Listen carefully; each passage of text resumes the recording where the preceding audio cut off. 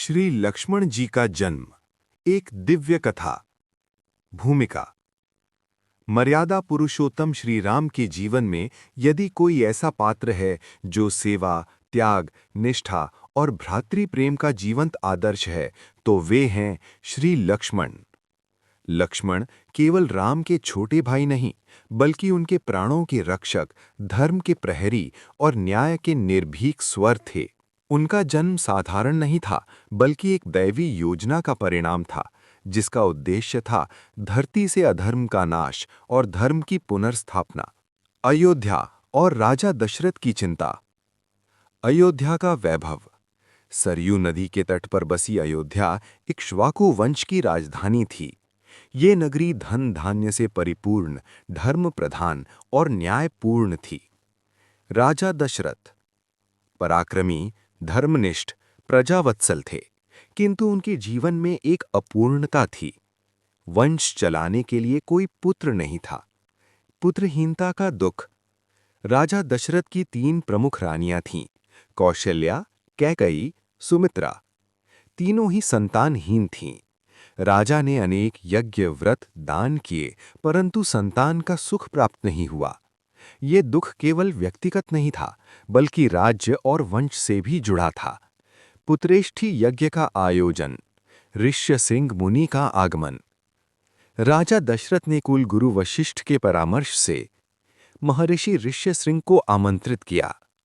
ऋष्यशृंग मुनि ब्रह्मचर्य, तपस्या और यज्ञ विधान में सिद्ध थे। उनके नेतृत्व में पुत्रेष्ठी यज्ञ का आयोजन हुआ। यज्ञ का दिव्य फल। यज्ञ की पूर्णाहुति के समय अग्निदेव प्रकट हुए। उनके हाथ में एक स्वर्ण पात्र था, जिसमें खीर यानी पायस भरी थी। अग्निदेव ने कहा, हे राजन, इस पायस को अपनी रानियों में बांट दीजिए। इससे आपको तेजस्वी, धर्मात्मा और पराक्रमी पुत्र प्राप्त होंगे। पायस का वितरण और सुमित्रा का विशेष भाग्य। राजा दशरथ ने पायस का वितरण इस प्रकार किया।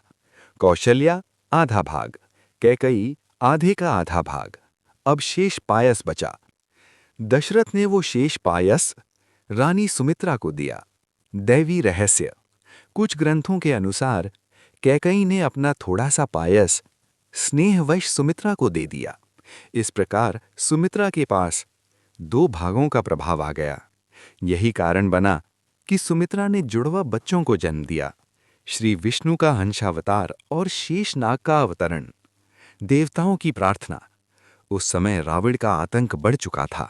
वो ब्रह्मा से वरदान पाकर देवताओं, ऋषियों और मानवों को सताने लगा था। देवताओं ने भगवान विष्णु से प्रार्थना की। अवतार की योजना। भगवान विष्णु ने निर्णय लिया, स्वयं अवतार लेंगे। श्री राम, उनके साथ शेषनाग भी अवतरित होंगे। लक्ष्मण। लक्ष्मण और शेषनाग। लक्ष्मण जी भगवान विष्णु के अनंत शेष के अवतार थे, अर्थात जो सदा विष्णु की सेवा में रहते हैं, जो उन्हें धारण करते हैं, वही लक्ष्मण के रूप में जन्मे। लक्ष्मण का जन्म। पावन तिथि। त्रेता युग में चैत्र मास शुक्ल पक्ष की शुभ तिथि को अयोध्या में मंगल घटाएं गूंज उठीं। जुड़वा बालक। रानी सुमित्रा ने 2 तेजस्वी पुत्रों को जन्म दिया, लक्ष्मण और शत्रुघ्न। लक्ष्मण का तेज अग्नि समान था, नेत्रों में निर्भीकता और मुख पर ओज। जन्म का संकेत। कहा जाता है, जन्म लेते ही लक्ष्मण ने रोदन नहीं किया, बल्कि नेत्र खोलकर चारों ओर देखा, मानो अपने प्रभु को खोज रहे हो। लक्ष्मण का स्वभाव और राम से आत्मिक संबंध। बाल्यकाल से ही राम से लगाव। लक्ष्मण का जीवन राम केंद्रित था। राम सोते, लक्ष्मण जागते। राम खाते, लक्ष्मण तृप्त होते। राम दुखी, लक्ष्मण व्याकुल।